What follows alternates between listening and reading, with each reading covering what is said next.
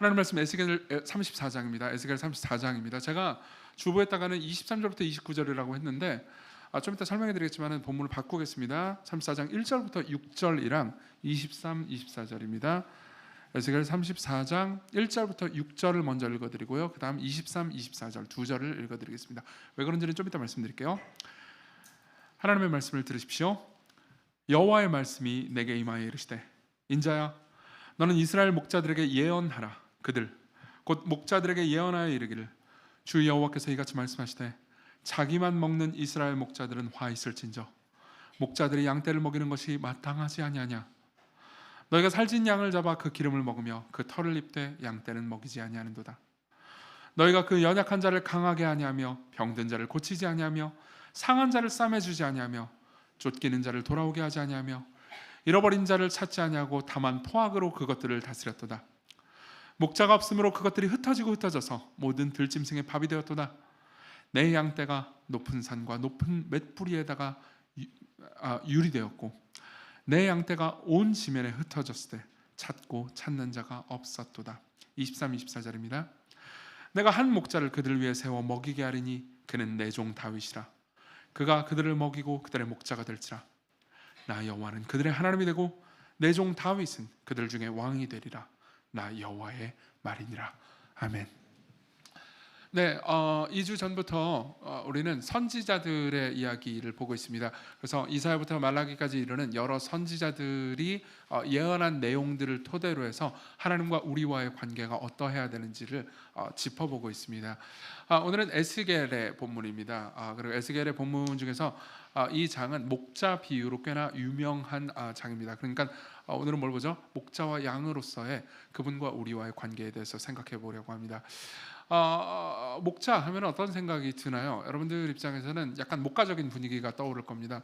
그래서 목자와 양 하면은 기독교인 분들은 그러니까 흔히 떠오르는 그 그림 있잖아요. 되게 샤방한 풀밭에서 아무 생각 없는 양떼들이 졸졸 따라다니고 있으면 목자가 되게 평화롭게 이렇게 꼬부랑 지팡이 하나 들고 이렇게 따라다니는 그런 그림 생각나잖아요. 근데 실제로 팔레스타인에서 목양을 하는 모든 사람들은 그 비현실적인 그림이라고 이야기를 합니다. 상상도에 가까운 거죠. 목자 그렇게 한가하지 않습니다. 그리고 무엇보다 양들은 그렇게 말을 잘 듣지 않아요. 오히려 이스라엘 사회에서 목자와 양 비유는 그런 목가적인 그림이 아니었습니다. 오히려 왕과 백성들을 나타내는 은유였죠. 그러니까 실제로 성경에 보잖아요. 그러면 하나님을 목자로 비유하는 것이 400회 이상 나옵니다. 그리고 우리를 양으로 비유하는 게 100회 이상으로 나와요. 그러니까 그만큼 목자 양 비유는 흔한 비유인 동시에 꽤나 익숙한 비유였습니다. 그러니까 문맥 따라서 조금씩 다릅니다. 근데 이 우리가 읽었던 문맥 에스겔 34장의 문맥은요 그냥 전혀 목가적인 그림이 아닙니다. 먼저 에스겔 이야기를 좀 잠깐 해보겠습니다. 에스겔에게는 사람 이름 즉 선지자 이름입니다.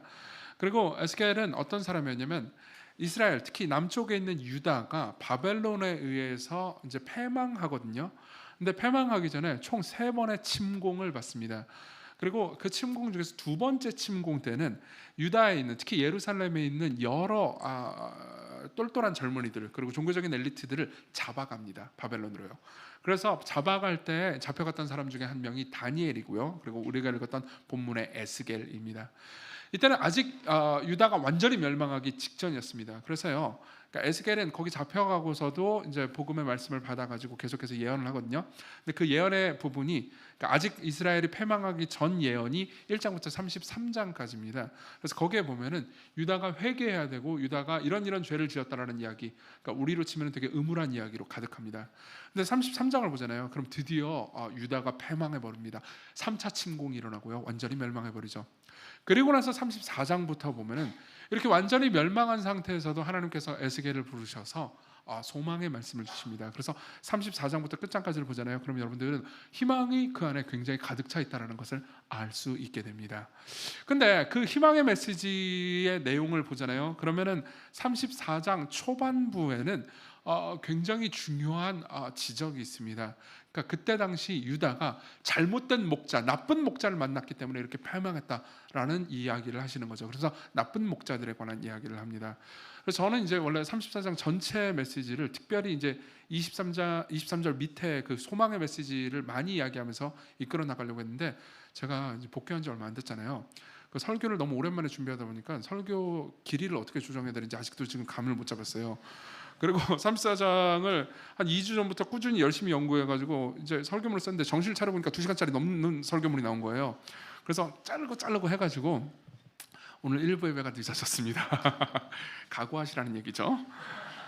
어쩌겠습니까? 그래서요. 저는 이제 1절부터 6절의 메시지를 중심으로 삼아가지고 23절, 24절의 메시지를 여러분들에게 전달할 것 같습니다. 그리고 그 주제는요, 리더십에 관한 겁니다. 지도자에 관한 거죠. 왜냐하면요, 목자는 당시에 굉장히 다양한 은유로 쓰였습니다. 단순히 목자가 아니에요. 가정에서의 아버지를 목자로 비유한 성경 구절들이 꽤 많습니다. 그리고 교회 내에서의 지도자를 목자로 많이 비유하죠. 그렇죠? 그리고 국가의 왕도 목자로 많이 비유를 했습니다. 이유는 간단합니다. 이 세 개, 즉 가정, 교회, 국가, 이 세 개가 하나님께서 직접 세우신 기관이기 때문이죠. 그리고 그 세 개의 기관의 리더들은요, 항상 목자라고 불렸습니다. 근데 목자, 즉 리더들은요, 항상 우리의 기쁨이기도 하지만 우리의 고통이기도 합니다. 여러분들은 삶에서 좋은 목자, 예컨대 좋은 아버지라든가 좋은 목회자를 통해서요, 삶의 많은 행복을 누린 분들도 있을 겁니다. 그렇지만 목회자의 타락이나 국가 지도자의 나쁜 악행 때문에 많은 공동체의 사람들이 어려움을 겪기도 하죠. 여기 계신 분들 중에서는 그런 상처, 특히 교회 지도자 때문에 겪은 상처 때문에 이 자리에 계신 분들도 분명히 있을 겁니다. 그러면요, 우리는 이 모든 문제를 어떻게 생각해야 될까요? 저는요, 본문 전체를 근거로 해서요, 우리가 목자가 절실히 필요한 양이라는 것을 첫 번째로 말씀드리겠습니다. 그리고 두 번째로는요, 하나님께서 그래서 우리에게 유한한 목자를 주셨다라는 이야기를 할 겁니다. 그렇지만 그 목자는 여전히 유한합니다. 그리고 마지막으로는요, 그럼에도 불구하고 하나님께서는요, 우리에게 더 위대한 목자, 진정한 목자를 주셨다는 이야기를 하겠습니다. 이 총 세 파트로 이루어져 있고요. 그냥 따라오시면 되겠습니다. 먼저 우리에게 목자가 필요하다는 이야기를 해보죠. 1절부터 10절의 내용은요, 당시의 나쁜 목자들을 계속해서 비판을 합니다. 그러면서 목자가 나쁘거나 혹은 목자가 없으면 우리에게 어떤 일이 일어나는가를 말해주고 있죠. 자, 목자 이야기를 계속하면서 우리가 어떤 존재인지를 뭐라고 말해주는 거죠? 양이라고 말해주는 거죠. 아까도 말씀드렸듯이 양은 그렇게 목가적인 그런 따뜻한 분위기가 아닙니다. 제가 예전에 한번 설교한 적이 있는데요, 저는 옛날에 욕의 문화사에 대해서 읽은 적이 있습니다. 그러니까 욕의 역사, 욕설이요, 욕설. 그런 거 재밌지 않나요? 그래서 세계 대부분의 국가에는 욕이 공통적으로 나타나는 게 있어요. 보통 이제 신의 이름을 욕에 섞죠. 굳이 하지는 않겠습니다. 여러분들이 상상할 수 있어요, 그렇죠? 그리고 성적인 걸 많이 섞습니다. 그리고 또 하나는요, 짐승의 이름을 욕에 씁니다. 우리나라도 있잖아요. 그 개님께서 희생하고 계시죠, 오랫동안. 근데 팔레스타인 지역은 양이었습니다. 양 베이비 그러면 아주 심한 욕이었어요. 그것은요, 그러니까 양을 가까이 보는 사람들이 이 양이 얼마나 연약하고 자기중심적이고 이기적인 존재인지를 보면서 양을 빗대서 욕을 한 거였죠. 그걸요, 우리는요, 성경 본문을 통해서, 우리가 읽은 본문을 통해서 두 가지로 좀 요약할 수 있을 것 같습니다. 양에게는 목자가 절실히 필요한데요, 첫 번째로는요, 목자가 없으면 양은 생존할 수 없습니다. 목자가 없으면 양은 생존할 수 없어요. 본문 5절을 보면요, 이렇게 말하고 있습니다. 목자가 없으므로 그것들이, 즉 양들이 흩어져서 모든 들짐승의 밥이 되었도다. 양은 스스로를 보호할 수 있는 힘이 없습니다. 뿔이 있잖아요. 뿔이 이렇게 생겨가지고 뭐 이렇게 전투에 별로 적합하지 않고요. 무엇보다 느립니다. 그리고 지독한 근시예요. 그래서 멀리 적이 오잖아요. 그럼 볼 수가 없습니다. 게다가 스스로의 힘으로 밥을 먹을 수 없습니다. 34장 8절에 보면요, 주 여호와의 말씀에 내가 나의 삶을 두고 맹세하노라. 내 양떼가 노략거리가 되고 모든 들짐승의 밥이 된 것은 목자가 없기 때문이라. 내 목자들이 내 양을 찾지 아니하고 자기만 먹이고 내 양떼를 먹이지 아니하였도다. 그러니까 목자가 없으면요, 양떼를 먹이지 않기 때문에 양떼는 굶어 죽게 됩니다.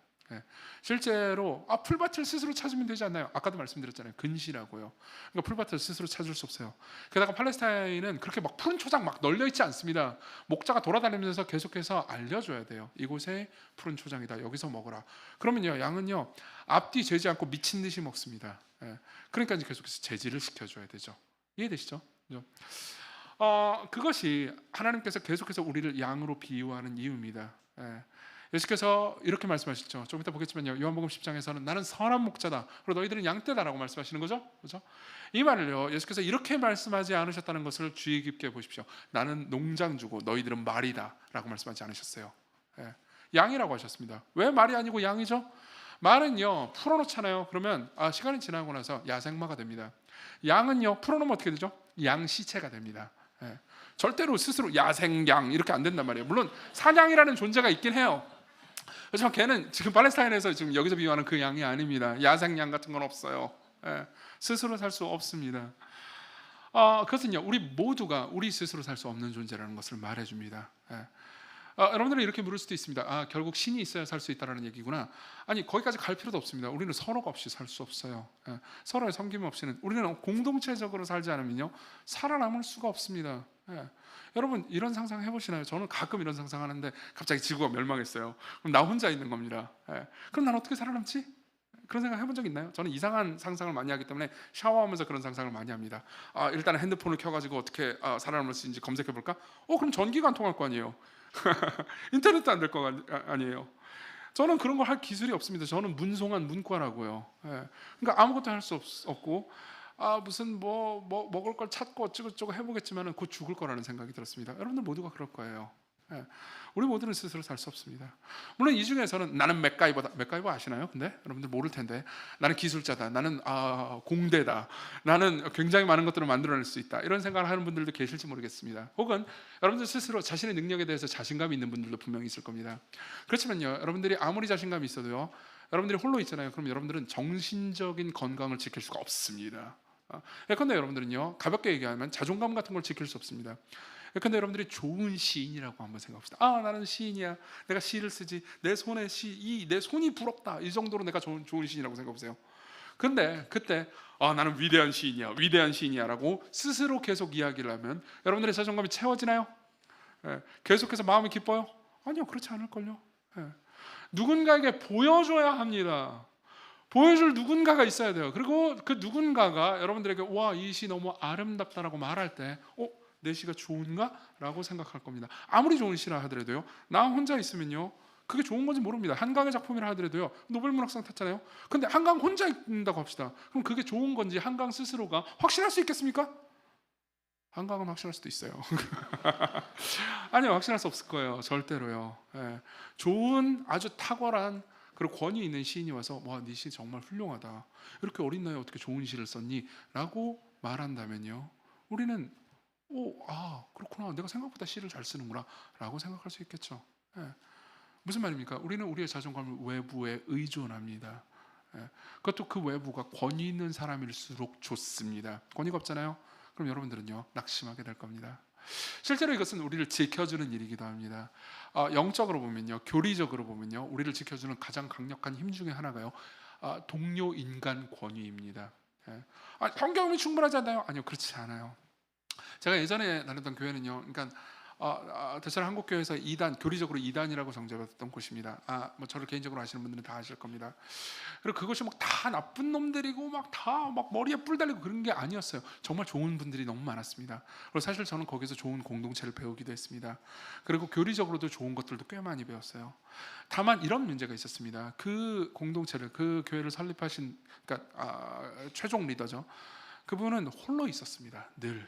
예. 그분은 열심히 성경을 연구하는 분이었습니다. 아마 젊은 날 때는요 굉장히 신실하고 좋은 사람이었을 겁니다. 저는 그렇게 확신합니다. 그리고 하나님을 정말 사랑하고 양들을 사랑하는 사람이기도 했습니다. 그렇지만 스스로 아주 천재적인 성경 해석을 했습니다. 거기까지는 좋아요. 근데 그게 검증받을 길이 없었어요. 혼자 있었습니다. 다른 사람들과 대화를 할 수 있었어야 했어요. 그보다 더 높은 사람이 있어야 됩니다. 근데 그 교회는 엄청나게 커졌어요. 커지면서 다른 누구하고도 교제하지 않았습니다. 보세요. 보통 그 한 커다란 교회의 담임 목사가 되잖아요. 그러면 최소한 성경 해석과 교리에 있어서는 그 사람을 도전할 수 있는 사람은 거의 없습니다. 교회가 커지면서 커질수록 더 그래요. 한번 생각해보세요. 이 시건교회에서 저한테 목사님 설교, 성경 해석, 이 교리가 이게 틀렸습니다라고 저한테 다 자신 있게 말할 수 있나요? 물론 몇 명 떠오르긴 하는데 걔들은 할 것 같아. 아니요, 대체로 여러분들은 그냥 입을 다물고 있거나 그냥 넘어갈 겁니다. 내가 틀렸겠지라고 생각할 거예요. 예. 그러니까 저한테 뭐가 필요하죠? 저보다 더 권위 있는 사람이 필요합니다. 제가 외부에 제가 굉장히 존경하는 목사님 몇 분을 주기적으로 만나고 있어요. 그리고 제 설교에 대한 피드백도 듣고 같이 말씀도 나누고 같이 기도도 합니다. 왜 그럴까요? 저한테 권위가 필요하기 때문입니다. 저한테도 목자가 필요해요. 여러분들한테도 목자가 필요합니다. 예. 여러분들이 저를 사랑해 줘야 하고 저도 여러분들을 사랑해 주고 돌봐야 합니다. 그렇지 않으면 우리는 죽게 돼요. 영적으로요. 그리고 또 하나는요, 목자가 없잖아요. 그러면 양들은 평화를 잃어버립니다. 5절을 보죠. 제가 읽어드리겠습니다. 목자가 없으므로 그것들이 양들이 흩어지고 흩어져서 모든 들짐승의 밥이 되었도다. 내 양떼가 6절입니다. 모든 양과 높은 맷뿌리 애마다 유리되었고 내 양떼가 온 지면에 흩어졌으되라고 말합니다. 무슨 말이죠? 목자가 없으면 계속해서 양들은 흩어진다는 거죠. 양들은 자기들끼리 집단적으로 하나가 되지 않습니다. 그리고 여러분들은요 분명히 이걸 느껴봤을 겁니다. 아무리 작은 조직이라 하더라도 거기에 목자 즉 리더가 없잖아요. 그러면요 하나로 마음을 모으기가 힘듭니다. 맞죠? 네, 그럴 겁니다. 하다못해요 대학에 조별 과제를 한다 하더라도 마찬가지. 조별 과제에 끔찍한 악몽 한 번씩 다 기억하시죠? 그죠? 그래서 조별 과제 할 때 누가 조장을 해야 되나요? 그럼 여러분들은 서로 난 아니에요. 이분이 제일 학번이 높으시니까 하시죠. 저는 노땅이라서 여러분들과 대화를 못해요. 이런 얘기 계속 하잖아요. 그렇죠? 왜 그러죠? 다 알고 있습니다. 조장이 없잖아요. 원래 다수결로 합시다. 다수결로 하면요 마음대로 될까요? 그렇게 안 될 겁니다. 예. 다수결로 하면은 항상 소수 의견을 가진 사람들이 화를 냅니다. 예. 다수결로 하면 모든 것이 행복할 수 있을 것 같잖아요. 물론 어떤 부분들은, 그러니까 너무 조직이 크고 사회적 갈등이 큰 부분은요 결국은 다수결이 필요합니다. 다수결이 나쁘다는 건 아닙니다. 하지만 다수결을 해가지고 뭘 하잖아요. 그러면 다수결로 결정된 그 의견을 소수 사람들을 납득시키고 계속 설득하기 위해서 잠깐만 좀 양보해 주세요라고 말하면서 화평을 이룰 누군가가 필요합니다. 그걸 누가 해야 되죠? 목자, 즉 리더가 해야 되는 겁니다. 그것은요 최소 단위에도 마찬가지입니다. 즉 부부인 경우에도 마찬가지입니다. 아니 부부한테도 리더가 필요하나요? 부부한테도 리더가 필요합니다. 둘이 서로 사랑해서 당신 없으면 못 살아 해가지고 고르고 고른 그 여자, 그 남자도 결혼하면 싸우죠. 싸우면 어떻게 하는지 아십니까? 저한테 전화를 합니다. 부부 상담한다고 저한테 전화를 해요. 그래서 목사님 제 남편이 쓰레기예요, 제 아내는 이상해요, 사이코예요 라고 전화를 합니다. 우리를 만나주세요. 그럼 만납니다. 만나면 어떻게 하는지 아세요? 만나면 둘은 계속해서 자기 이야기를 합니다. 그리고 저한테 항상 요구하는 건 이거예요. 그러니까 목사님 당신이 판단을 내려주세요. 누가 옳은지. 그럼 그 상황에서 이야기를 잘 듣고 제가 티 모먼트를 발휘하는 거예요. 그래가지고 이렇게 성경의 원리에 따르면 네가 잘못했네, 너는 정당하다, 네가 한 70% 정당하고 네가 30% 정당해, 그렇게 하면 화평하겠죠? 그럴 리가요. 절대 그렇지 않습니다. 거기서 제가 재판관 노릇을 하면 안 돼요. 어떻게 해야 되죠?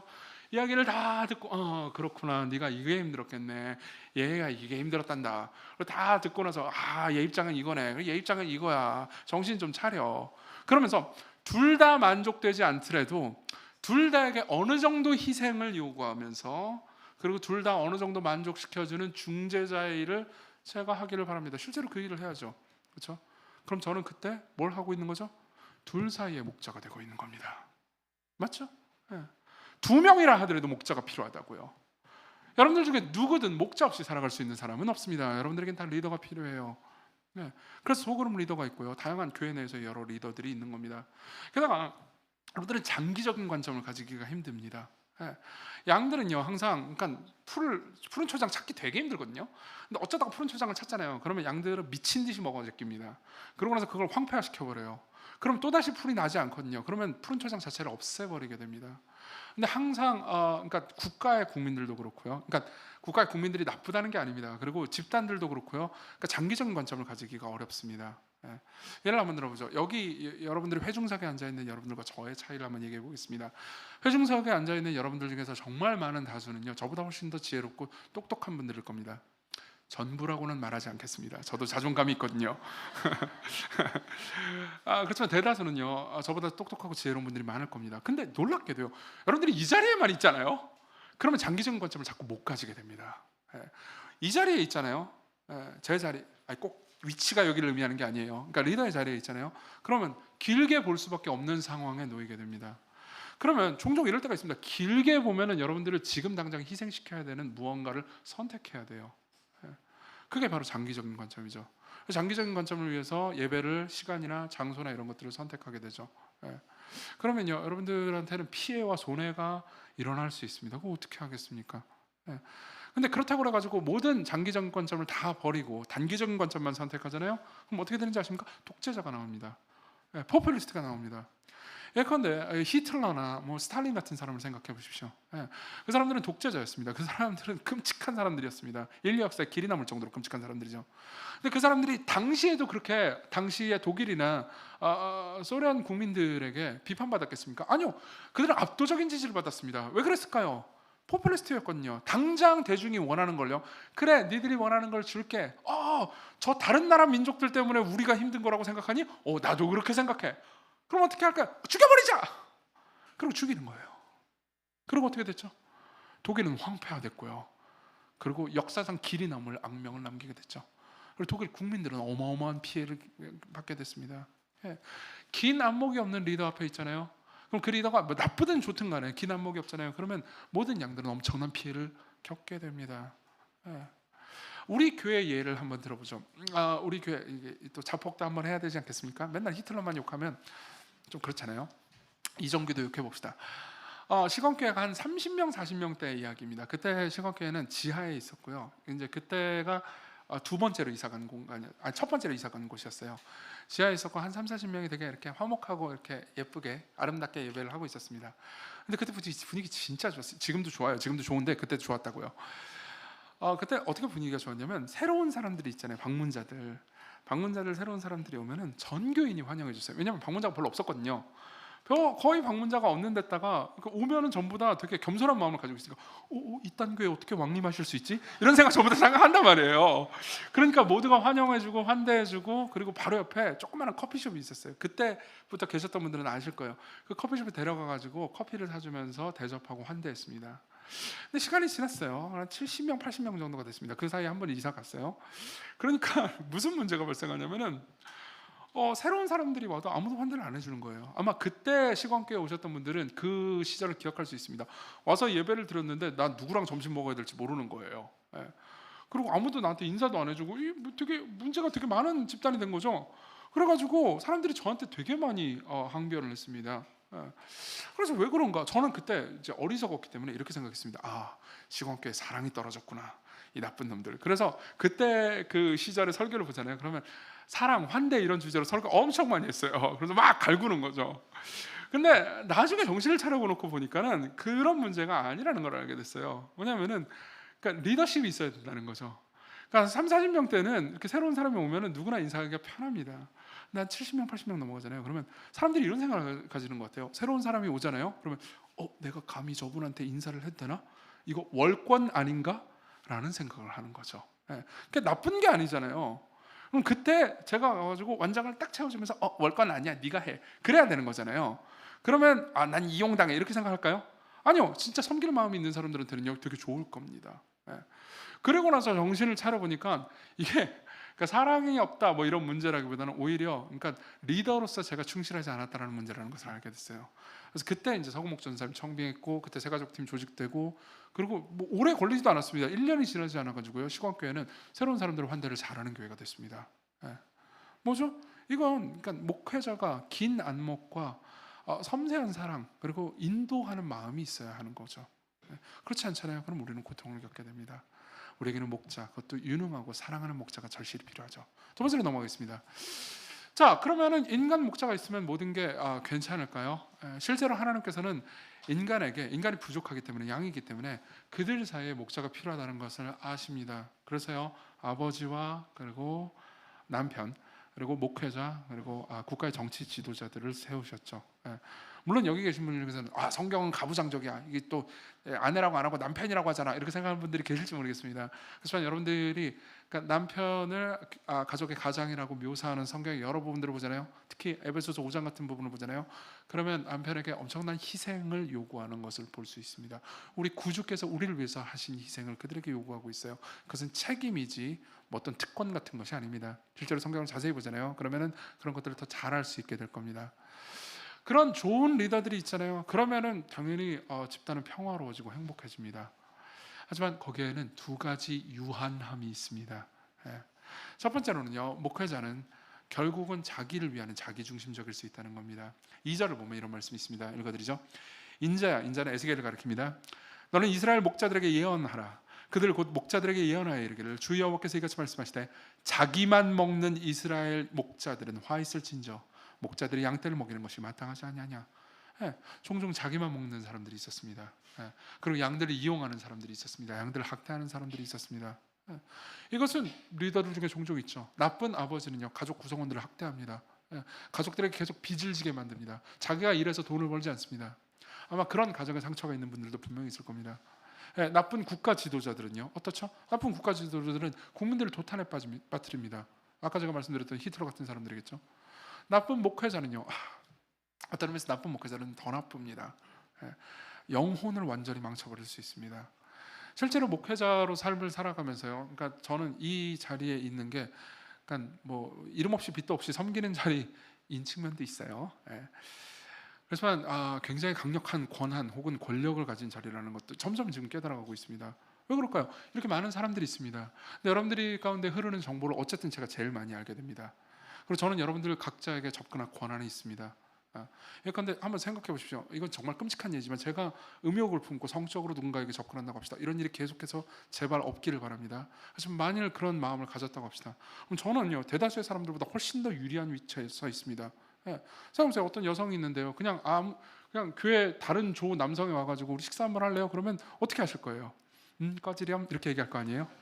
근데 제가 우리 식사 한번 할까요? 그럼 여러분들은 고마워할 겁니다. 여러분들은 제 선의를 의심하지 않을 겁니다. 근데 제가 다른 마음을 품고 있다면요? 그건 아주 끔찍한 일이죠. 그리고 슬프게도 교회의 긴 역사상 이런 끔찍한 일들은 계속해서 있어 왔습니다. 계속해서 있어 왔습니다. 목자가 자기를 위해서 양을 학대하는 거죠. 양을 이용하는 겁니다. 그리고 이것은요, 그러니까 현대 목회자들이, 특히 현대 한국의 목회자들이 더 나쁜 놈들이기 때문에 그런 건 아닙니다. 나쁜 놈들이에요, 저를 포함해서. 하지만요, 긴 교회사를 보잖아요. 그럼 늘 이런 일들은 있었다는 것을 알 수 있게 될 겁니다. 그럼 그것만 문제인가요? 아니요, 또 다른 문제가 있습니다. 4절에 보면요, 이런 말씀이 있습니다. 너희는 목자들을 가리켜요. 그 연약한 자를 강하게 하냐며, 병든 자를 고치지 아니하며, 상한 자를 싸매주지 아니하며, 쫓기는 자를 돌아오게 하지 아니하며, 잃어버린 자를 찾지 아니하고. 자, 여기서 뭘 말하고 있죠? 적극적으로 나쁜 짓을 한 것을 의미하는 게 아니고요, 마땅히 해야 할 일을 안 한 것을 얘기해 줍니다. 즉 자기의 죄가 아니고 부자기의 죄죠. 생각해보세요. 부자기의 죄가 뭔지 아시죠? 엄마가 아기를 낳아놓고 젖을 주지 않잖아요. 내팽개치잖아요. 그럼요, 아기가 죽겠죠. 그건 죄입니다. 살인죄에 준하는 걸로 처벌받아요. 그렇죠? 그게 부자귀, 마땅히 해야 할 일을 하지 않는 죄죠. 슬프게도요, 목회자들도, 많은 지도자들도 이 일을 합니다. 목회자의 한정에서 예를 들겠습니다. 정말 많은 목회자들이 어떤 일종의 갈등 가운데 있습니다. 목회자들은 자신의 가정을 잘 지켜야 됩니다. 저도 제가 해야 되는 일이에요. 그리고 가정은 상황이 다 다릅니다. 근데 또 동시에 교회도 잘 섬겨야죠. 그럼 여러 가지 일들을 해야 됩니다. 그리고 교회에서 사람들을 섬기기 위해서 많은 것들을 준비하고 섬기는 것이 늘 교인들에게 환영을 받는 건 아니에요. 여러분 생각해보세요. 여러분들 제가 내팽개치면서 주일날 설교 한 번만, 그것도 별로 준비도 되지 않은 설교 있잖아요. 그 설교를 하고 그냥 여러분들의 삶을 방치한다고 합시다. 여러분들이 이렇게 생각할 수 있습니다. 설교도 짧고 모임도 별로 없고 이 교회는 행복해. 여러분들은 영적으로 죽어갈 겁니다. 그리고 제가 여러분들을 섬기기 위해서 정말 많은 것들을 준비해서 정성껏 교리 학교도 와라, 아침 매일 묵상 안 하면 안 돼, 학음상 막 이것도 하고 오후 예배도 드려라, 소그룹도 해라, 그 다음 뭘 하지? 이러고 있다고 합시다. 그럼 좋죠. 여러분들은 잘 섬김 받는 거 있습니다. 그럼 그걸 양들이 모두 좋아하냐? 그렇진 않더라고요. 오늘 2부 예배 들었는데 고생하셨죠? 엘리베이터 타고 올라오느라. 1부 예배가 늦게 끝나서예요. 제가 설교 준비를 너무 열심히 했거든요. 여기서 균형 잡는 건 힘든 일입니다. 그러면요, 그 가운데서 어떤 목회자들은요 종종 지칩니다. 혹은 나쁜 마음을 먹고 자신의 의무를 방기해 버립니다. 여기 시건교회 합류하신 분들 중에서 어떤 분들은요, 전에 다녔던 교회가, 그러니까 목회자가 딱히 나쁜 사람이라고 볼 수는 없지만은 성도들을 위해서 아무것도 안 하기 때문에 아무 이익도, 아무 영적인 양식도 얻지 못해가지고 배고파서 오신 분들도 분명히 있을 겁니다. 그것도 끔찍한 일이죠. 그러면요, 여러분들은 이렇게 물을 수도 있습니다. 그럼 좋은 목회자를 만나면 다 끝이겠네요? 라고 생각할 수도 있어요. 여기 계신 분들 중에서 이정규 목사님 참 좋은 목사님이야 라고 생각하는 분들도 있을 겁니다. 그렇게 생각해 주셔서 고마워요. 별로 없는 것 같긴 하지만 그럼 좋을까요? 그럼 모든 게 해결될까요? 아니요, 그렇게 되지 않을 겁니다. 저는 언젠가 죽을 겁니다. 그 전에 은퇴할 겁니다. 은퇴하기 전에 죽을 수도 있습니다. 예. 죽지도 않고 은퇴도 안 하지만요, 제 몸이 쇠약해질 수도 있습니다. 제 정신적으로 어려움을 겪을 수도 있습니다. 예. 또는 제가 타락해버릴 수도 있죠. 어쨌든 모든 걸 다 지켜낸다 하더라도 저는 언젠가 죽고 말 겁니다. 혹은 은퇴하거나요. 시공교회는 압도적으로 많은 사람들이 젊은이입니다. 예. 제가 은퇴하면 여러분들은 또 누군가를 만나야 됩니다. 그 사람이 꼭 좋은 목회자라는 보장이 있을까요? 아무것도 모르겠습니다. 핵심은 이겁니다. 어떤 목회자든 어떤 리더든 결국 유한하다는 거죠. 예. 또 하나가 있습니다. 목회자의 유한성은요, 때로 균형을 잃는다는 겁니다. 균형을 잃어버립니다. 아까도 말씀드렸듯이요, 그러니까 목회자한테는 여러 가지 일들을 해야 될 의무가 있습니다. 근데 그 여러 가지 일을요, 하나님은 완벽하게 해내시는데 하나님께서 어떤 식으로 양들을 이끄시는지 12절, 13절을 제가 읽어드리면서 설명해드리겠습니다. 들어보십시오. 목자가 양 가운데 있는 날에 양이 흩어졌으면 그때를 찾는 것 같이 내가 내 양을 찾아서 흐리고 캄캄한 날에 그 흩어진 모든 곳에서 그것들을 건져낼지라. 내가 그것들을 만민 가운데서 끌어내며 여러 백성 가운데서 모아 본토로 데리고 가서 이스라엘 산 위에와 시냇가에서 그 땅 모든 거주지에서 먹이되. 여기서 보면요, 하나님께서 자기 양들에게 행해 주시는 두 가지가 있습니다. 하나는 인도해 주는 거고요, 하나는 먹이는 겁니다. 이거는요, 묘하게 상반됩니다. 먹이는 것 생각해 보십시오. 여기 있는 모든 분들은요, 나름의 상처 혹은 나름의 고통 혹은 해결해야 되는 문제를 가지고 이 자리에 계신 분들이 있을 겁니다. 여러분들은 불안합니다. 여러분들은 두려워합니다. 혹은 교만합니다. 혹은 그 과정 중에서 위로가 필요합니다. 그럼 어떻게 해야 되죠? 여러분들에게는 공급이 필요합니다. 계속해서 여러분들을 먹여줄 무언가가 필요해요. 여러분들이 예배를 드릴 때 마음의 평안이 찾아오고 여러분들이 다시 세움받는 느낌을 원할 겁니다. 한편으로는 그래요. 그렇지만 또 다른 한편으로 여러분들은 삶을 살 때 열심히 살아야 됩니다. 무언가 희생해야 됩니다. 여러분들은 누군가를 위해서 자기를 내어주어야 합니다. 그렇지 않잖아요? 그럼 여러분들의 삶은요, 그러니까 되게 의미 없어지게 느껴지고 허망하게 느껴질 겁니다. 왜냐하면 여러분들이 그렇게 그냥 허망하게 대충 나는 안락하게만 살 거야 할 때 행복하게 지음받지 않았기 때문이에요. 여러분들은 오히려 희생할 때, 오히려 사랑할 때, 오히려 자기를 비울 때 행복한, 그리고 존엄하다라는 느낌이 들게 지음받았습니다. 예를 한번 들어볼까요? 헌금을 예로 한번 들어보죠. 저는 가끔 헌금 설교를 합니다. 안 할 수가 없어요. 왜냐하면 성경에 나오기도 하고요. 그리고 예화로 쓰기에 돈만큼 좋은 게 없기 때문입니다. 돈은요, 우리의 마음을 보여주죠. 저는 헌금 설교할 때 그건 쉬운 일은 아니에요. 헌금 설교를 하잖아요. 이유가 있습니다. 돈이 없어서 헌금 설교를 하는 걸까요? 물론 돈도 없어요. 하지만 여러분들은 돈으로부터 구원을 받아야 될 필요가 있습니다. 때로 여러분들이 돈을 여러분들 마음대로만 쓰잖아요. 그러면 여러분들은 돈이 자신의 구원자라고 생각하기 쉬워요. 그리고 돈이 나는 돈이 없는데요 라고 말한다 하더라도요, 여러분들은 돈을 씁니다. 오늘도 썼잖아요. 내일도 쓸 겁니다. 근데 쓸 때 물론 정말 급빈층 같은 경우는 예외겠지만 여러분들은 무언가 여러분들이 원하는 것에 돈을 쓸 겁니다. 그게 영원한 가치, 아름다운 가치, 상위의 가치가 아니잖아요. 그럼 여러분들은 종종 허망함을 느낄 겁니다. 내가 이런 게임, 이런 게임이 꼭 나쁘다고 얘기하는 거 아니에요. 나중에 롤드컵 할 때 우리 같이 볼 겁니다. 그렇지만 여러분들이 무슨 원하는 게임이나 원하는 덕질이나 이런 것들에 돈을 쓸 수 있죠. 쓴다고 뭐라고 싶은 게 아닙니다. 그렇지만 여러분들이 거기에만 돈을 쓰고 더 위대한 가치, 더 높은 가치, 여러분들이 그 돈을 쓸 때 아무도 모르고 이름도 없이 빛도 없이 써야 될 때 그때 그 가치를 여러분들이 경험하지 못하잖아요. 그럼 여러분들의 인생은 지루하고 허망하고 내가 가치 있다는 느낌을 전혀 가지지 못하게 될 겁니다. 그럼 여러분들은 돈으로부터 구원받을 필요가 있죠. 그러면요, 이렇게 해야 됩니다. 한편으로는 여러분들을 먹이는 동시에 한편으로는 여러분들을 나는 안 움직일 거야 하는 걸 끌고 가야 됩니다. 그래야 여러분들이 건강해진다고요. 한편으로는 먹이고 한편으로는 인도해야 됩니다. 근데 이 균형을 잡는 건 너무너무 어려운 일이에요. 저도 어렵습니다. 저는 관종입니다. 그렇죠? 그렇기 때문에 헌금 설교를 할 때마다 오늘 뭐 헌금 설교도 아니지만 헌금에 관한 이야기를 할 때마다 이걸 이제 설교문을 쓸 때 이거 하면 누가 떠나면 어떻게 하지? 오늘 온 새신자가 이 교회는 나쁜 교회 그러면서 떠나면 어떻게 하지? 이런 생각을 해요. 진짜 한단 말이에요. 그럼 저는 종종 두렵기 때문에 성경에 있는 얘기를 진실하게 전하지 않을 확률이 생기죠. 그건 여러분들에게도 저에게도 무서운 일입니다.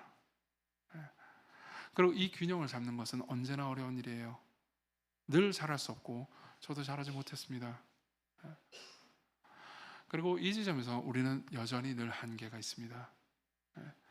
인간 양을 인도하는 인간 목자는요, 한계가 많아요. 자, 그럼 세 번째로 넘어가죠. 그럼 어떻게 하라는 걸까요? 예. 문제가 있습니다. 인간 목자는 늘 한계가 있습니다. 예, 좋은 목자라 하더라도 죽고요. 그리고 나쁜 목자가 항상 더 많습니다. 그럼 어떻게 하면 될까요? 많은 사람들은 여기서 새로운 길을 선택합니다. 아, 그래, 사람에 의지하면 안 돼. 예, 가치에 의존하면 되는 거야. 우리가 비전 스테이트먼트를 만들자. 비전 선언문 이런 거 딱 만들고 헌법을 만들자. 법을 만들자. 규칙을 만들자. 교회도 이런 규칙을 만들자. 아, 목회자가 이 부족하고 문제가 있는 사람들이 많은데 교회가 계속해서 잘 되려면 목회자에 의존하면 안 돼. 목자에 의존하면 안 돼. 교회가 좋은 법을 쫙 만들자. 그리고 목사가 약간 꼬름하게 굴면 빨랑빨랑 내쫓을 법도 만들자. 이렇게 하는 거예요. 그래서 계속해서 갈아 끼우고 우리는 목회자를 의존하는 게 아니고 좋은 글, 좋은 법을 의존하면 되는 거죠. 그럼 여러분들 행복해질까요? 절대 그렇지 않을 겁니다. 장담하죠. 왠지 아십니까? 여러분들이 좋은 가치를 배우는 방식은요, 절대 글로 말로 배우는 게 아니기 때문입니다. 여러분, 사랑은 어떻게 배웠나요? 사랑이 정의된 사전을 보고 배웠나요? 사랑에 관한 소설과 드라마를 보고 배웠나요? 물론 드라마를 볼 필요가 있어요. 하지만요, 여러분들이 사랑을 진짜 배울 때는 여러분들을 사랑해주는 사람의 사랑을 받으면서 배웁니다. 당연하죠. 정의와 공평을 어떻게 배우나요? 여러분들 어렸을 때 맨날 엄마 아빠한테 부당해 이렇게만 했을 겁니다. 그럼 그때 엄마 아빠가 조율을 해줬겠죠. 그때 여러분 대화, 타협, 정의, 공평 이런 가치들을 배우는 거예요. 정의란 무엇인가? 마이클 샌들 그걸 보고 배우는 게 아니라고요. 좋은 법을 세운다고 배우는 게 아닙니다. 여러분들은 사람들을 통해서 배웁니다. 그것도 희생하는 리더를 통해서 배워요. 섬기는 그런 사람을 통해서 배우는 겁니다. 희생을 어디서 배우나요? 여러분들 앞에서 무릎을 꿇고 여러분들의 발을 닦아주는 사람을 통해서 배우는 겁니다. 그렇기 때문에 인간 목자가 필요 없어. 우리에게는 가치와 조직과 규율과 법만 있으면 돼. 그것은 어리석은 생각이에요. 그렇지만 제가 아까 말씀드렸잖아요. 인간 목자는 언제든지 한계가 있다고요. 저도 한계가 있을 거고 시간교회 모든 목회자들도 그리고 모든 리더들도 조장들도 다 한계가 있을 겁니다. 나름의 문제들이 있어요. 어떻게 해야 될까요? 성경은요, 거기서 더 위대한 약속을 해줍니다. 우리 11절을 보겠습니다. 11절. 성경에 있는 분들은 같이 한번 읽어봤으면 좋겠습니다. 11절 같이 읽겠습니다. 시작. 주 여호와께서 이같이 말씀하셨느니라. 나 곧 내가 내 양을 찾고 찾되. 자 보세요. 여기서 나는 하나님을 가리킵니다. 하나님께서 이렇게 말씀하세요. 모든 인간 목자가 유한하고 문제가 있는 것을 내가 안다. 그렇기 때문에 내가 직접 목자가 되겠다. 내가 직접 너희들을 통치하겠다. 그분은 완벽한 균형을 유지하실 겁니다. 그분은 우리를 기쁨으로 섬기실 겁니다. 그분은 우리를 만드셨기 때문에 우리를 잘 아실 겁니다. 그렇기 때문에 그분은 완벽한 목자의 역할을 수행하시겠죠. 그렇지만 아직까지는 뭔가 모호합니다. 그러니까 하나님께서 저 위에서 무언가를 해주신다는 걸까요? 맞아요. 그렇기도 합니다. 그렇지만요, 구약 성경까지만 보잖아요. 에스겔 34장까지만 보잖아요. 그럼 이 본문의 비밀을 다 풀 수는 없습니다. 왜냐하면 23절이 존재하기 때문입니다. 우리 23절을 같이 읽어보겠습니다. 23절 24절까지 읽어보죠. 자, 시작. 내가 한 목자를 그들 위에 세워 먹이게 하리니 그는 내 종 다윗이라. 그가 그들을 먹이고 그들의 목자가 될지라. 나 여호와는 그들의 하나님이 되고 내 종 다윗은 그들 중에 왕이 되리라. 나 여호와가 말. 자, 이 말은요, 아까 말했던 11절의 말씀과 긴장을 이룹니다. 11절은 뭐라고 말하죠? 내가 직접 목자가 될게 라고 말합니다. 근데 23절, 24절로 가면요, 내가 한 목자를 세울게예요. 근데 그 목자 이름이 뭐죠? 다윗입니다. 그러면 사람들은 묻게 됩니다. 그러니까 하나님이 직접 목자가 되어준다는 거예요? 아니면 사람을 목자로 세우겠다는 거예요? 뭔가 새로운 세팅한 사람을 세운다는 겁니까? 아니면 하나님께서 직접 개입하신다는 겁니까? 여러분들이 에스겔 34장까지만 보잖아요. 그러면 이 말의 비밀을 다 풀 수 없습니다. 실제로 많은 유대교학자들은요, 이 본문을 연구하면서 그러니까 나름의 해법을 내놓지만요, 그것은 서로 사마티 아니합니다. 그럼 어떻게 이 긴장을 해결할 수 있을까요? 이 문제를 어떻게 해결할 수 있을까요? 일단 다윗부터 생각해 볼까요? 다윗을 세운다고 말합니다. 근데요, 사실 에스겔이 이 말을 한 시점에서 이미 다윗은 죽은 상태였습니다. 죽은 지 오래된 상태예요. 그럼 다윗이 다시 돌아온다는 걸까요? 혹은 다윗 같은 사람을 세운다는 걸까요? 문제는 그렇게 간단치 않습니다. 그렇지만 신약으로 넘어가죠. 그리고 신약으로 넘어갔을 때 우리는요, 마태복음 1장 1절에서 아브라함과 다윗의 자손 예수 그리스도가 시작되는 걸 봅니다. 그분은 여러 번 자기 자신이 진짜 다윗의 자손임을 천명하셨습니다. 왜 그랬을까요? 내가 다윗의 자손이다. 이걸요, 그냥 내가 이렇게 혈통이 좋다 이 얘기를 한 게 아니에요. 지지난주에 이 자리에 계셨던 분들이라면요, 호세아에 있는 그 말씀에도 다윗 이야기가 있다는 것을 알 겁니다. 아마 여러분들이 선지서를 많이 읽잖아요. 그럼 거기에 보면요, 다윗이 와서 회복할 것이다, 다윗이 모든 걸 다 돌이킬 것이다 라는 약속들이 엄청나게 많다는 걸 알게 될 겁니다. 그리고 예수께서 뭐라고 하는지 아십니까? 예수께서요, 사람들에게 이렇게 말씀하십니다. 요한복음 10장 11절, 나는 선한 목자라. 선한 목자는 양들을 위하여 목숨을 버리거니와. 여러분, 요한복음을 연구하는 많은 학자들은, 카슨이나 퀘스텐버거 같은 학자들은요, 이 본문이요, 에스겔 34장을 반영하고 있다고 말합니다. 무슨 말이죠? 예수께서 이렇게 말씀하시는 거예요. 자, 얘들아, 너희들 모두 에스겔을 읽어봤지? 뭐 우리는 안 읽어본 사람이 많겠지만 그때 당시 사람들은 읽어봤겠죠. 그리고 너희들은 에스겔 34장을 할 것이다. 에스겔 34장에 보면 하나님이 친히 와서 목자가 되시고, 하나님께서 친히 다윗 같은 위대한 목자를 세우신다고 말했다. 그리고 요한복음 10장에서 예수께서는 이렇게 말씀하시는 거예요. 내가 그 선한 목자다. 네, 실제로 정관사를 붙이면서 얘기하시는 겁니다. 내가 그 선한 목자다. 내가 이 에스겔 34장을 성취할 목자다. 그렇다 하더라도 우리는 여전히 의문을 품게 됩니다. 아니, 그러니까 하나님이 직접 목자가 된다고 했는데 뭐 사람 목자도 되고 어떻게 되는 거죠? 물론 여기서 우리는 의문을 하나 품을 수는 있습니다. 풀을 수 있습니다. 그분은 하나님이신 동시에 사람이시죠. 그렇죠? 네. 그분은 하나님이신 동시에 사람이시기 때문에, 그리고 다윗의 후손으로 오셨기 때문에요, 와, 이 모든 본문이 풀리는구나 라고 생각할 수 있습니다. 하지만 우리는 한 발 더 들어갈 필요가 있습니다. 어떻게 더 들어갈까요? 실제로 에스겔의 34장을 연구하는 모든 학자들은요, 결국 이 모든 것이 요한계시록에 있는 메시지에서 완벽하게 성취되고 반영된다라고 이야기해 줍니다. 요한계시록에 보면 어떤 말씀인지 아십니까? 제가 읽어드리죠. 계시록 7장 17절입니다. 잘 들어보십시오. 이는 보좌 가운데 계신 어린 양이, 잠깐만요, 어린 양이 등장했죠? 그 다음 뭐라고 하는지 아세요? 그들의 목자가 되사. 그냥 넘어가지 말고 잠깐 생각해 보자고요. 분명히 예수님을 가리켜서 어린 양이라고 말합니다. 근데 또 동시에 목자라고 말해요. 네. 비유가 섞였네요. 혼동인가요? 아니에요. 네. 그분은 어린 양인 동시에 목자라는 겁니다. 실제로 여러분들이 복음서를 보잖아요. 그러면 예수 그리스도를 가리켜서 하나님이 보내신 어린 양이라고 세례 요한이 말하는 것을 듣게 됩니다. 근데 또 그분은요, 나는 선한 목자라고 말씀하시죠. 그럼 어떻게 그분은 어린 양인 동시에 목자가 되시는 걸까요? 예수님의 말씀을 계속 들어보죠. 제가 읽어드리겠습니다. 나는 선한 목자라. 목자는 양들 위해 목숨을 버리거니와 삭구는 목자가 아니요 양도 제 양이 아니라 이리가 오는 것을 보면 양을 버리고 달아나니 이리가 양을 물어가고 또 해치느니라. 무슨 말이죠? 예수께서 이렇게 말씀하시는 겁니다. 나는 선한 목자다. 근데 많은 삭군들이 있다. 그 삭군들은 이리가 오면 보호할 수가 없다. 도망갈 것이다. 그렇지만 나는 이리로부터 너희들을 보호한다. 그럼 어떻게 보호하죠? 혹은 이리는 뭐죠? 이리가 무엇인지부터 생각해 봅시다. 실제로 여기 보면요, 이리가 양을 물어가고 해치느니라 라고 말하는 이 말씀 있잖아요. 이 말씀이 도대체 이리가 무엇인지에 대해서 많은 사람들이 연구했습니다. 그리고 많은 학자들은요, 이 본문이 창세기 4장을 반영한다는 것을 알게 됐습니다. 창세기 4장에 보면 어떤 얘기하는지 아십니까? 거기 보면 가인이 나옵니다. 그리고 자기 동생 아벨을 죽이려고 합니다.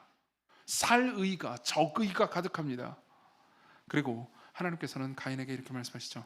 네가 선을 행하면 어찌 낯을 들지 못하겠느냐? 선을 행하지 않으면 죄가 문에 엎드려있느니라.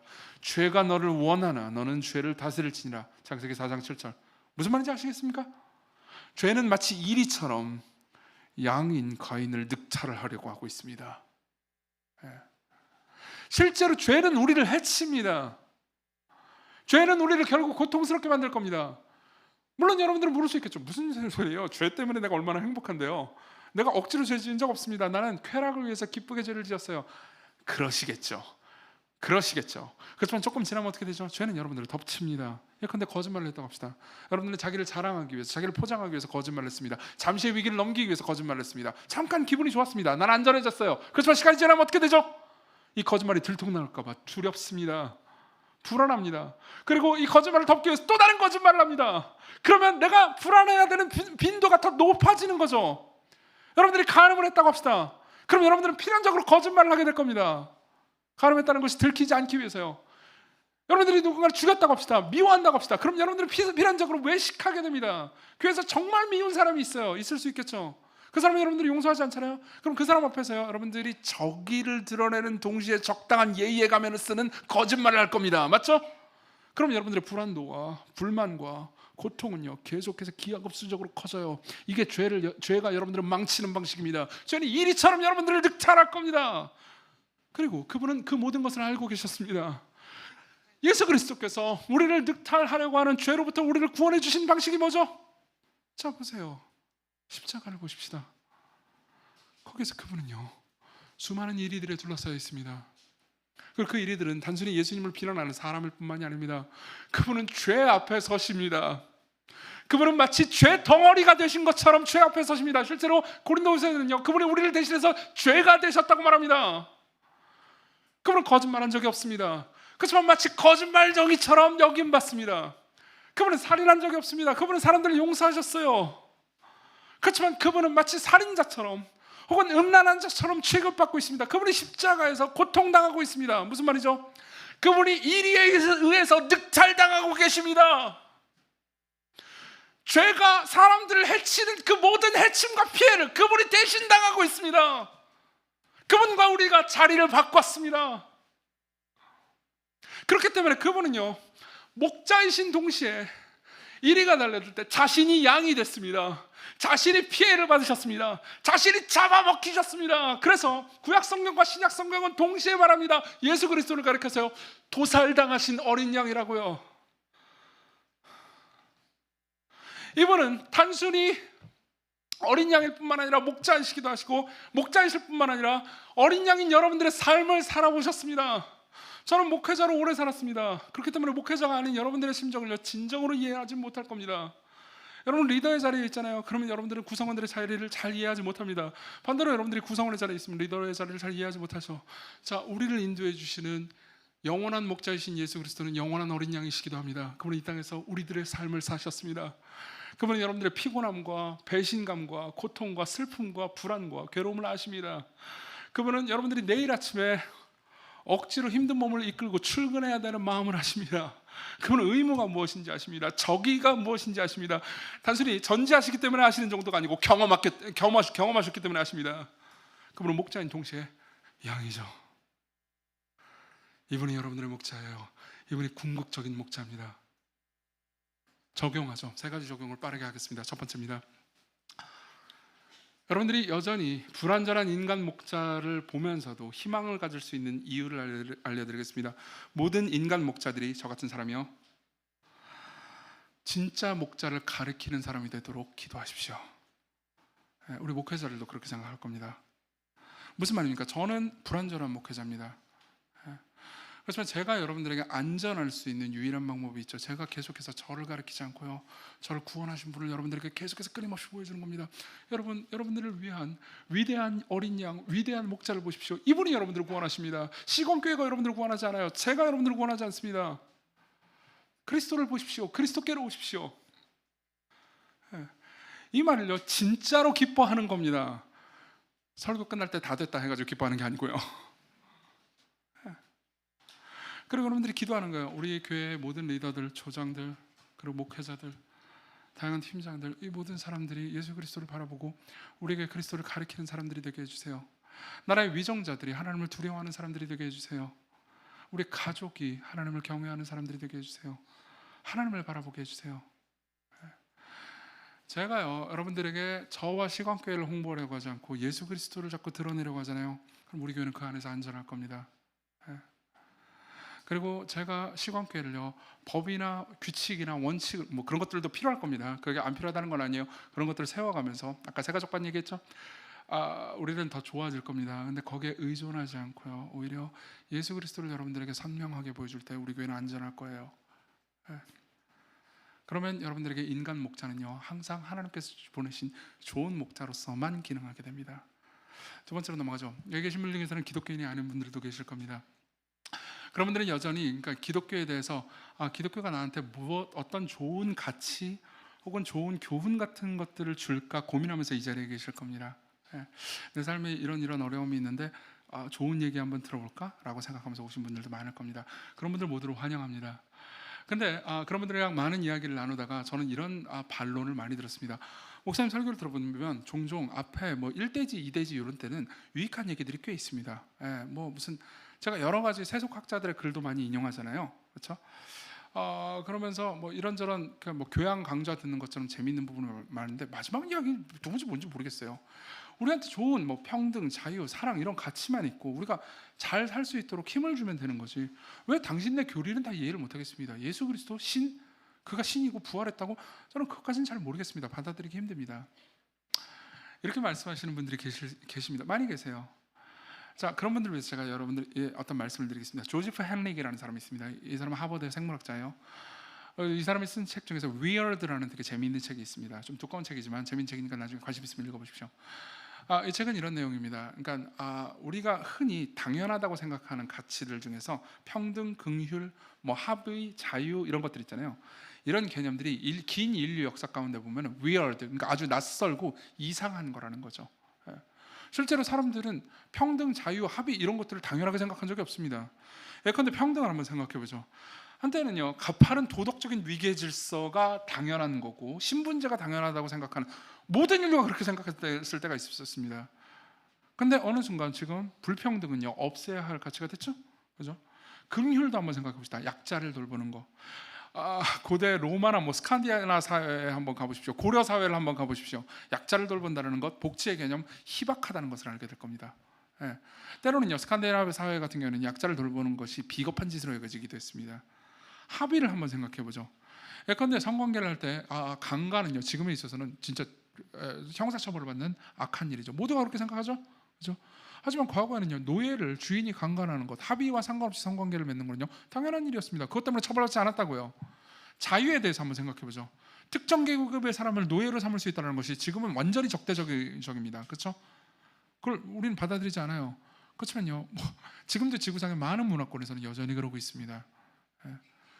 그리고 조지프 헨릭은 묻습니다. 어떻게 하다가 인류가 이렇게 이 낯선 개념을 보편적인 진리로 받아들이게 됐냐고요. 답은 이렇게 얘기합니다. 종교개혁 이후의 기독교라고요. 기독교가 엄청난 영향을 미쳤다고 말합니다.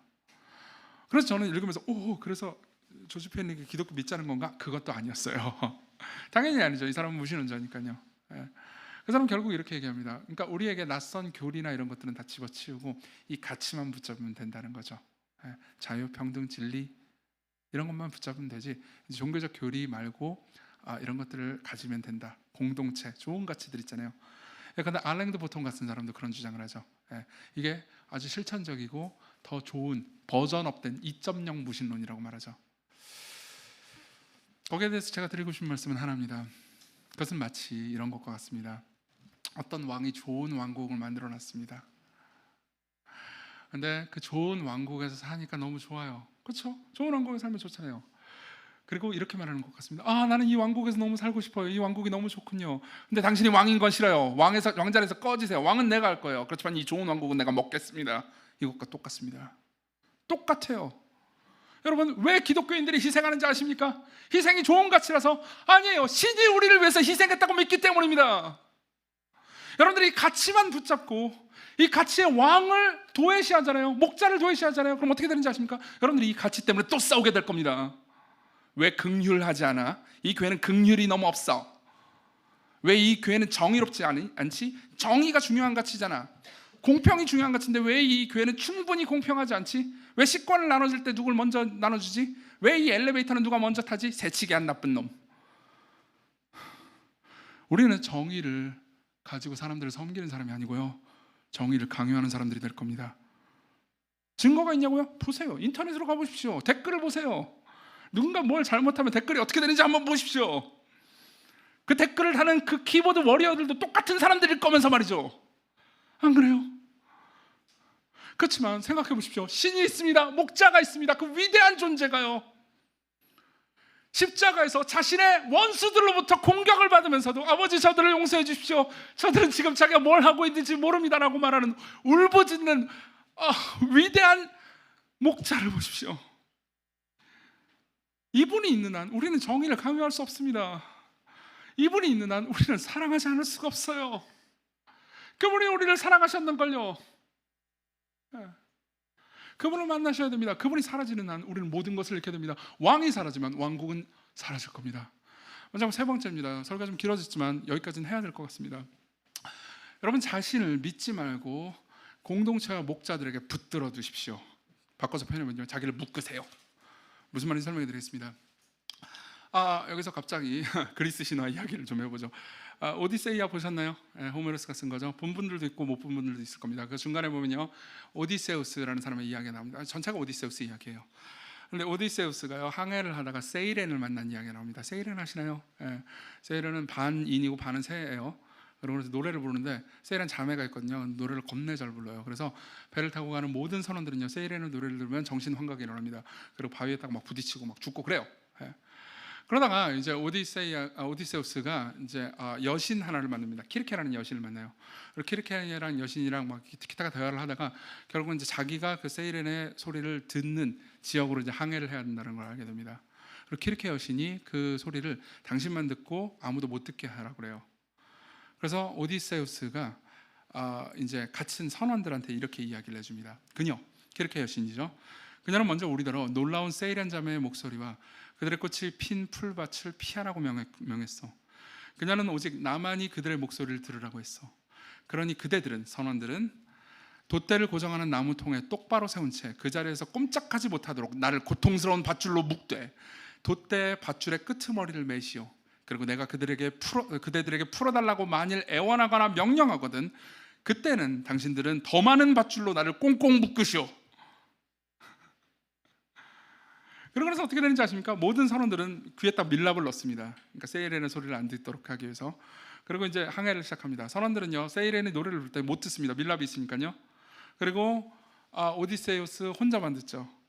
혼자만 들으니까 이러고 있으니까 어떻게 할까요? 선원들은 일로 와봐, 일로 와. 그래서 묶어요. 풀어줘. 더 빡세게 묶으라고 그랬지. 더 빡세게 묶자. 그리고 무사히 지나가요. 이 얘기를 제가 왜 하는 걸까요?